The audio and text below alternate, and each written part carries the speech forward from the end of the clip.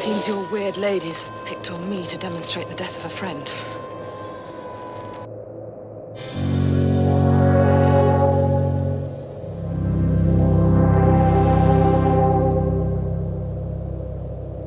Hi, Sally. Listen, it's great to have you back on Blake 7 The Way Back. What memories do you have of Duel and working on doing that story? Duel was probably my favourite.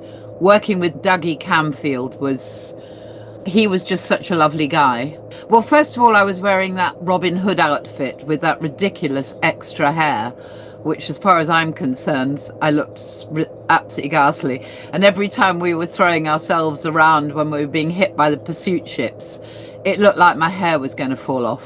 So I went to the producer and said, look, I cannot stand having this extra hair on the back of my head. Please, can we get rid of it? And eventually I persuaded them to get rid of the extra hair. And you'll see in the second series, particularly, my hair is my own.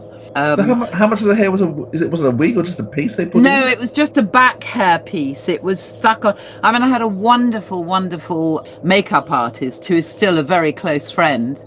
And she and I both agreed it was an absurd thing. They were trying to make me look like Raquel Welch. Do you remember her? Yes, I do. And, you know, with the putting the tight outfits and the extra hair, and they were trying to make me look like that. And to be honest, it wasn't what Jenna was about. You know, that was the sex symbol stuff that I didn't really want.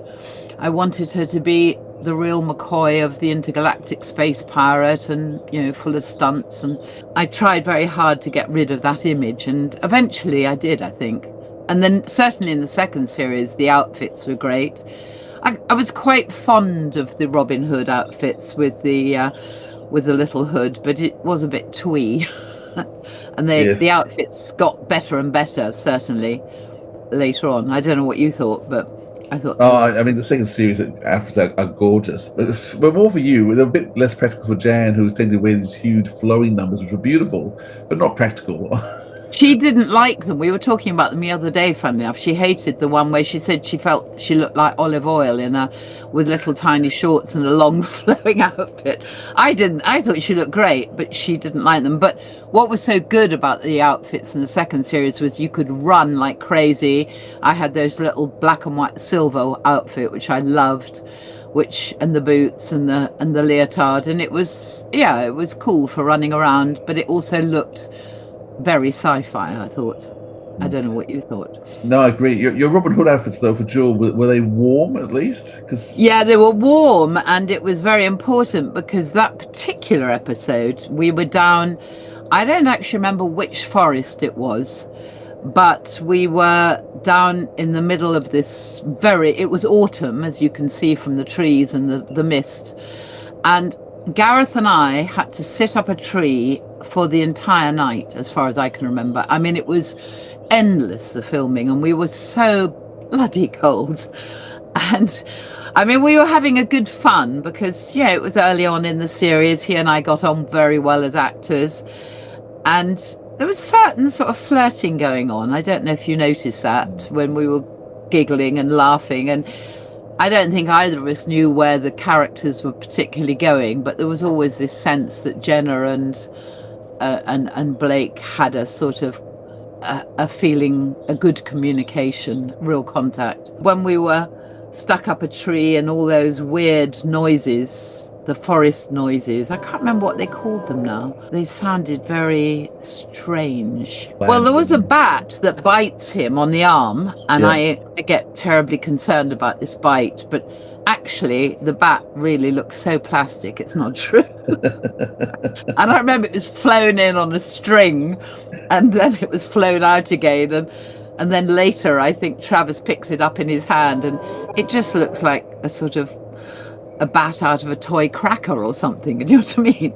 Yeah. Anyway, we had to act a bit on that. Yes, it was the night hunters. That's who they were. These wild animal noises I think we called them the night hunters. Yep. And so I don't know where they came from or what they were really meant to be, but we did a lot of frozen acting up a tree, being scared. And then I fall asleep. And then, of course, I wake up and we come out of the tree in the next day, and then I get a sort of, I think it's an episode which I really love because I'm walking around with my wooden stake in my hand and I'm doing the fights, and I know the mutoid ties me up to a tree, which I don't quite know how she manages to do that so quickly, but yeah, I mean, I enjoyed it because it was a bit of action for Jenna. I mean, she doesn't normally get that sort of action in the episodes. And I remember having a really good fight where I kick her in the stomach, and I think I throw her. Do I throw her over my head? I can't remember that. Yeah, behind you, yeah, with your legs, you kick it over you. That's right. That's right. And then of course Blake comes and saves me from the trap, which comes down from the tree because the mutoid seems to have a very blunt instrument and can't cut the rope. She's also needs blood, so she's losing all her energy. It's part of the reason why she can't cut it. That's true. She was losing blood. That was right. She's trying to get my blood from my neck, which of course she doesn't. But I would have loved to have done much more of that fighting. I mean, that fighting was so cool. I was very athletic at the time, and you know, it was really what I wanted to do. You know, I felt she should have done all her stunts, and I got very frustrated that I never got enough of the action. But I mean, I've told you that probably many, many times. And I still think you got more action than you always give yourself credit for. Because Time Squad, you're very much the lead. Project Avalon, you're very much fighting out, like, doing a lot of fighting as well. So well, maybe I was over ambitious. Maybe I was. You want to be the star in every episode. Probably I did. Probably my ego was, my youth. It's Jenna 7, not Blake 7. Well, maybe like Avon, maybe we were all vying for supremacy. You know, who knows? Yeah. Can I also like to work with? This is Douglas Campfield's only Blake 7. I adored him. What was it like working with Dougie Camfield? He was absolutely delightful, and he gave me a lot of confidence and gave me a lot of leeway. I remember that he'd had a pacemaker fitted, and so we didn't realize that he wasn't a particularly well man. I mean, he just seemed as fit as well as anybody. But he was delightful, and he talked to you as a director, and he didn't just think about the shots. He talked about the characters, and yeah, I mean, I think what surprised me about television acting was that you didn't often have any chance to talk about the characters with the directors because they were constantly working on their shots and what they had to do to get the episodes in. It wasn't their fault because we were under enormous time constraints. But in the theatre, you spend a lot of time talking about characterization. And we never really had that in television at that time. It's very, very different now. So Dougie was, to bring it back to Dougie, he was somebody who cared about, who you were as a character and gave me that freedom to explore it a bit more. Does that make sense? Yeah, it does. I mean, I believe he was very meticulous in terms of his planning and organization, almost military, but in a friendly way. Would that be a fair way of describing him?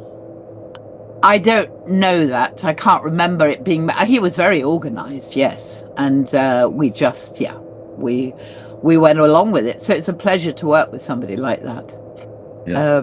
So he may have easily been very military, but it didn't feel military in a sort of didactic sense, or him, forcing us to. I do remember staying too long in that tree, though. That was so bloody cold. Were you actually high up in the tree? How high up were you?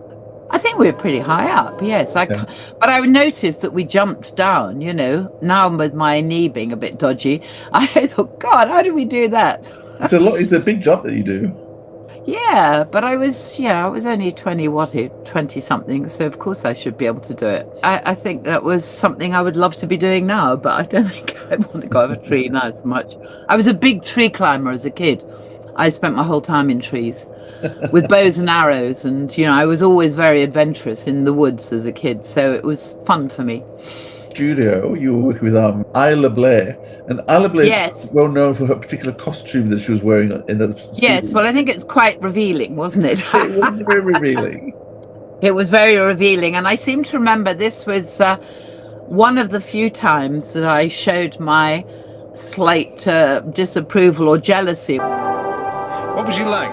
Who? Cinefar. Of course you never saw her. Thank you. She was very beautiful, wasn't she, Jenna? Yes, very. You know, I wasn't keen on the fact that he liked her and thought she was very beautiful. There's actually a number of times, actually, early on, we've been watching and discussing it. The fact that in that second episode, well, it's the third episode, Zalfa, when he comes back after the teleport, you go and hug him. And the two of you are always very close together. He stands next to you while you're flying the ship. There's a look that you give Callie when she first comes on board. Oh, yes, I'm not keen on having an alien on board at all. No, but is it because she's a pretty alien that's the problem? Exactly. No, she's a very good-looking alien, and I don't want that. And then, of course, there's the episode when he kisses his cousin on the lips, and I'm really cheesed off. I can't remember who that was. Judy Buxton, I think, playing his cousin, and she was. That whole thing was a bit strange. It was a bit odd. It was very odd.